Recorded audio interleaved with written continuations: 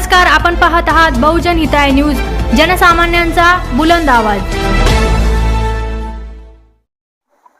अंदाज आहे आपण जेव्हापासून भारतीय जनता पार्टीमध्ये प्रवेश केला तेव्हापासून जालना शहराची काय प्रगती झाली, काय विकास झाला, जालन्याचा शासनाकडून काय मागणी केली आपण? भारतीय जनता पार्टीचा प्रवेश झाल्यानंतर कॉर्पोरेशन आम्ही वन साइड आणली विदाउट कोणत्याही पार्टीची युती न करताना। त्यानंतर सध्या आम्ही जे 2-3 उपक्रम हातात घेतले त्यात सर्वात मोठा म्हणजे 2050 जे जालना होईल आणि 25-26 वर्षानंतर तेव्हा पॉप्युलेशन जाईल आपला हा जालना शहराचा 7 किंवा 8 लाख। तेव्हा लोकांना लागणारं पाणी आणि त्यासोबत अंडरग्राउंड ड्रेनेज आणि त्यासोबत सिवेज ट्रीटमेंट प्लांट यासाठी आम्ही एक प्रपोजल तयार केलेला आहे आणि त्या प्रपोजलला त्याचा डीपीआर दोन्ही तयार झालेले आहे आणि हा प्रपोजल मी मागच्या 2 हप्त्यापूर्वी सन्माननीय मुख्यमंत्री देवेंद्र फडणवीस यांना सादर केलं। त्यात सकारात्मक उत्तर आलेले आणि त्यासाठी जे कमिटी असतात म्हणजे त्यात प्रवीण परदेशी साहेब आहे, गोविंदराज साहेब आहे, रंगानायक साहेब आहे, 3 मोठे अधिकारी आहेत।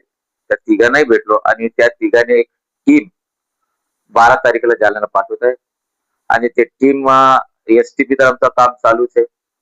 आमच्याकडे पाण्याच्या टाक्या आहेत आणि जगा फार भरपूर आहे आणि दोन्ही अंडरग्राउंड ड्रेनेजचा बी डीपीआर तयार आहे आणि नवीन पाईपलाईन शागड जायकवाडी टू जालना अशी दोन्ही योजना मला वाटते दोन्ही योजना हे वर्ल्ड बँक मध्ये बसवामध्ये माझी विनंती आहे आणि यांची किंमत 2000 करोड पर्यंत जाईल आणि मला शक्य वाटते की हा मोठा प्रोजेक्ट येत्या पुढच्या 2 महिन्यात वर्ल्ड बँक मध्ये जाईल आणि त्याचं आम्हाला टीएस भेटेल आणि त्याचं वर्ल्ड बँकला जाईल आणि हे काम सुरू होईल। एक सर्वात मोठा हे काम आहे आणि जालनामध्ये स्टील इंडस्ट्री आहे, सीड इंडस्ट्री आहे, बीडी इंडस्ट्री आहे, इंडस्ट्री फार मोठ्या प्रमाणात।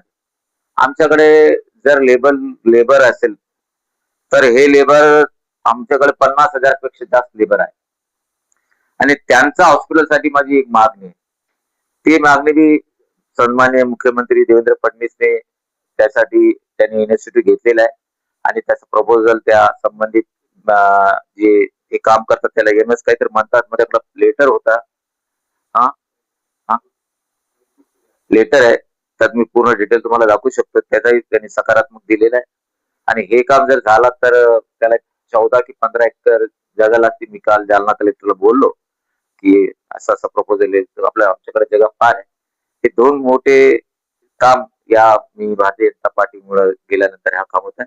यात आमचे सन्माननीय माजी खासदार रावसाहेबजी दानवे, माजी मंत्री आदरणीय बबन लोणीकर, आमदार सन्माननीय नारायण कुचेजी, आमदार सन्माननीय दानवे यांचे चिरंजीव हे सर्व मला मदत करतात आणि त्यांच्यामुळं आणि अतुल साळवे यांच्यामुळे हे काम होऊ लागले।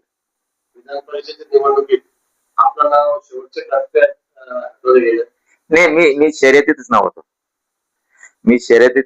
असा ठीक आहे, ते समाचार माध्यमामध्ये नाव येतात, इलेक्ट्रिक मीडियामध्ये येतात आणि प्रिंट मीडियामध्ये मी तसं काही मागितलं नाही। मी काय मागितलं। प्रवेश करताना मी कोणत्या प्रकारचं आश्वासन घेतलेलं नाही। मी फक्त मुख्यमंत्र्यांनी हे सांगितलं की महानगरपालिका मला फ्री हँड द्या, मी वन साइड आणणार आहे आणि आल्यानंतर आमच्या महानगरपालिकाला तुम्ही भरघोस निधी द्या, हे अट होती।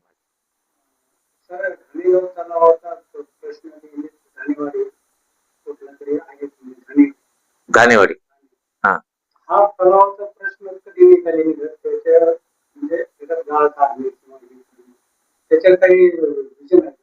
हे बघा, घाणेवाडी तलाव हा निजामकालीन तलाव आहे। जेव्हा जालना शहराचा पॉप्युलेशन जे मला वाटतं 50-60 हजार असेल त्यासाठी, पण आता 4 लाख लोकांचं शहर झालेलं आहे। पर्याय म्हणून मी आमदार असताना जायकवाडीकडून पाईपलाईन एक आणलं म्हणून आता घाणेवाडी त्याच्या घाणेवाडीच्या कॅचमेंट एरियामध्ये फार पाणी अडवण्याचं काम तळे हे ते फार झालेलं आहे। नैसर्गिक पाणी आम्हाला ज्या पद्धतीने यायला पाहिजे त्या पद्धतीने येत नाही म्हणून हा तलाव जास्त भरत नाही। म्हणून आता संपूर्ण आमचं डिपेंड जायकवाडीवर आहे. जायकवाडीनं आम्ही पाणी आणण्याचं तयार करतो.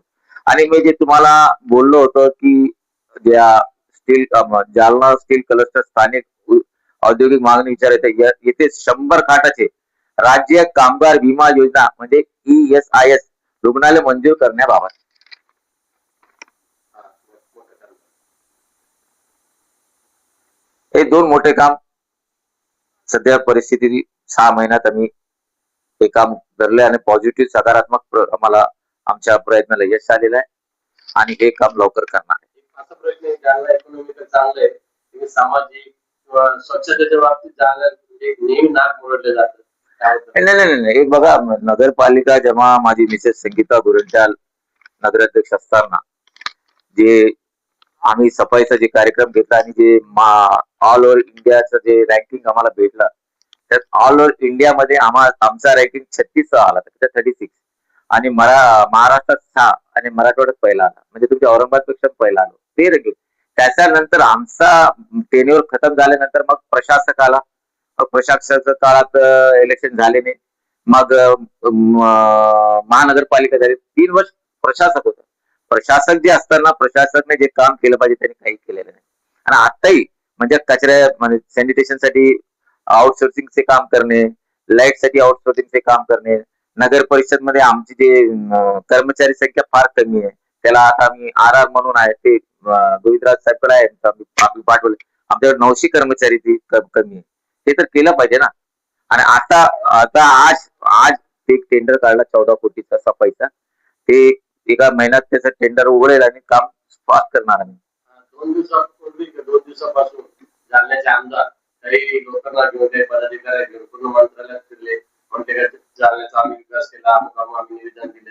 एक महत्वाचा प्रश्न होता, त्या तलावामध्ये गौतम बुद्धाचं स्टॅच्यू उभा राहिला, त्याबद्दल काय म्हणते? नाही, एकतर त्या स्कीमला बीम पार्क म्हणून ते योजना आहे, चांगली गोष्ट आहे. पण सध्या आमदार साहेबांना हे माहित नाहीये की ज्या मोती तलावामध्ये हे तुम्ही करण्यासाठी बोलतात हे महानगरपालिकेची जगच नाहीये. सर्वात पहिली बात त्यांना कळत नाही. आता बिचारे ते आता त्यांना माहित नाही तर कसा माहित नाही, मी त्याबद्दल काही बोलू शकत नाही. आणि जेव्हा हा मीटिंग झाली त्यात मला माहित होतं की असा प्रश्न होणार आहे. ठीक आहे, मला बोलवलं नाही, मी मिटिंगला गेलो, मी बाहेरच होतो त्या दिवशी. पण मला हे सर्व माहित होतं की बाबा हा महाराष्ट्र शासनाची जागा नाही. जर याला आपल्याला बीम पार करायचे तर नगरपालिकाने 37 ची कारवाई केली पाहिजे. 37 ची कारवाई केल्यानंतर मग कलेक्टर हा जागा नगरपालिकेला हँडओव्हर करतो, मग त्याच्यावर हा बीम पार्क उभा. आता हे सिंपल गोष्ट त्या माणसाला माहित नाही. पण काल आम्हाला कलेक्टरने बोलले की संजय शिरसाट यांनी त्यांनी सांगितलं आम्हाला, ठीक आहे मॅडम, आम्ही 37 ची मागणी तुमची पूर्ण करून देणार. साहेब, अजून फक्त आणि तुम्ही काय परत प्रतिस्पर्धेला गेलाय, तुम्ही निवडणुका एकमेकाच्या विरोधात लढली. तुमचं पॅचअप वगैरे झालंय? पॅचअप म्हणजे नाही असं देख बघा, एक मॅन में 2 तलवार रह सकती. पॅचअप म्हणजे काय होत नाही राजकारणात.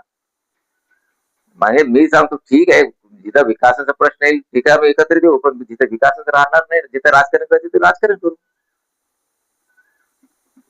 जो म्हणतो मीच विकास केला, आता लोकांनी बराच ऐकलं, खरं विकास कोणी केला असं? मी काय म्हणतो, विकास म्हणजे प्रेस समोर बोलणे, भाषणात बोलणे, पब्लिक मध्ये बोलणे विकास होतो. विकास करून दाखवा लागतात. मी जसं बोललो की जोपर्यंत जालना शहरात पाणी येत नाही मी सरकार घेत नाही. पाणी आणलं, पाणीसाठी सरकारने नाटक केली. माझी सरकार असताना मी सरकारच्या विरोधात उभं राहिलं, राजीनाम्याची धमकी दिला, मग पाणी आला. मी मेडिकल कॉलेजसाठी उपोषणाला बसलो. देवेंद्र भाऊ जेव्हा मुख्यमंत्री असताना मला उठवले आणि त्यांनी प्रॉमिस केलं, मेडिकल कॉलेज झाला. त्याच्यानंतर तुम्हाला आता सांगितलं की आणखी 2050 पॉप्युलेशन बघून आम्हाला पाणी आणायचे, अंडरग्राउंड ड्रेनेज आणायचे, नवीन STP उभा करायचं. ते 2000 कोटीचा म्हणतो. कामगारांसाठी मी तुम्हाला आता दाखवलं पत्र, हे दिसणार आहे सारखे. मी जर आवाज सटाके मारले, मी हे केलं तर दिसलं पाहिजे ना ते. आता बोलायचं नाही. आता भीम पार्क साठी जी जागा आपलीच नाहीये, मग आपल्या नगरसेवक घेऊन तुम्ही काय करता? तुम्हाला कळलं पाहिजे ना. जर हा तेच म्हणतो की कारण या लोकांना म्हणजे प्रॅक्टिकल काही लोक नाही. फक्त शो करायचं मी हे करतो ते करतो त्याच्या व्यतिरिक्त काही नाही. आताही तुम्ही जा जालन्याला आणि ती जग कोणाची बघून घ्या. पण आम्ही यात राजकारण आणणार नाही. 37 ची कारवाई करायची आम्ही ती महानगरपालिका करून देणार आहे. सेनेचा गड असताना सुद्धा भाजपचे एवढे उमेदवार निवडून आणले. फडणवीस साहेब जाम खुश झाले. ते कसं तुम्ही केले महत्वाचा मुद्दा आहे. नाही, यात मी एकटा नाही आहे. यात सन्माननीय खासदार दानवे साहेब, माजी खासदार दानवे साहेब, बबनदादा लोणीकर, नारायण कुचे, संतोष दानवे, भास्कर आबा दानवे, आमचे टीमवर्क आणि टीमवर्क आम्ही केलं. आणि आम्हाला जी परिस्थिती दिसत होती की जर मी युती केलं असतं तर 40-50 सीट दोघांच्या आली असतं. पण भारतीय जनता पार्टी ते 18 ते 20 पेक्षा जास्त येत नव्हते. इच्छुकाची उमेदवारी फार होती आणि जे कॅन्डिडेट स्ट्रॉंग कॅन्डिडेट असतात जसं दिसतो की हा माणूस निवडून येतो त्याच्याकडे साम दाम दंड भेद सर्व आहे, असली मागणी आमच्याकडे फार होती. एक आणि गेल्या 15 वर्षापासून नगरपालिका माझ्या हातात आहे. मला कळतं कोण कुठं आहे, काय आहे, कसं. मग त्यानुसार आम्ही तर युती नाहीच म्हटलो आणि वरिष्ठांनी मला मदत केली आणि मला माहित होतं की आम्ही 40 पार करणार आहे, करून घेतलं. शेवटचा प्रश्न, पक्षाकडून काय अपेक्षा आहे? फडणवीस साहेब आम्हाला फक्त महानगरपालिका आम्ही जनताने आम्हाला निवडून दिले. फडणवीस साहेब तर आम्हाला असंही मदत करतात. मी बघितलं की कधी गेलं तर मला ऍज ए आमदार म्हणूनच ट्रीट करतात ते. आणि माझ्या प्रत्येक मी तर सर्व पॉझिटिव्ह काम घेऊनच जातो त्यांच्याकडे, डेव्हलपमेंटसाठी घेऊन जातो, कोणत्या बदल्यासाठी जात नाही. माझ्या महानगरपालिकाला मला एवढं पाहिजे त्यांनी दिलेलं आहे. IAS अधिकारी, चांगला अधिकारी दिलं त्यांनी, काम मोठ्या प्रमाणात करतोय. आणि नागरिकांसाठी मूलभूत सुविधामध्ये 60 लाख रुपये, 60 कोटी रुपये मागितलं. त्यात आमचं एक फुलंब्रीकर म्हणून नाट्यगृह आहे, त्याला डिसमेंटल करून न्याय करायचं, त्याचे 30 कोटी आणि नगरसेवकचे वाडा 60 कोटी दिले. मंगळवारी त्याची बैठक आहे. मी 1 दिवस अगोदर जाणार साहेबांकडे आणि विनंती करणार की आम्हाला हे मदत करा. आणि फक्त डेव्हलपमेंटसाठी आम्ही जातो, दुसरा कोणत्या कामासाठी जातो.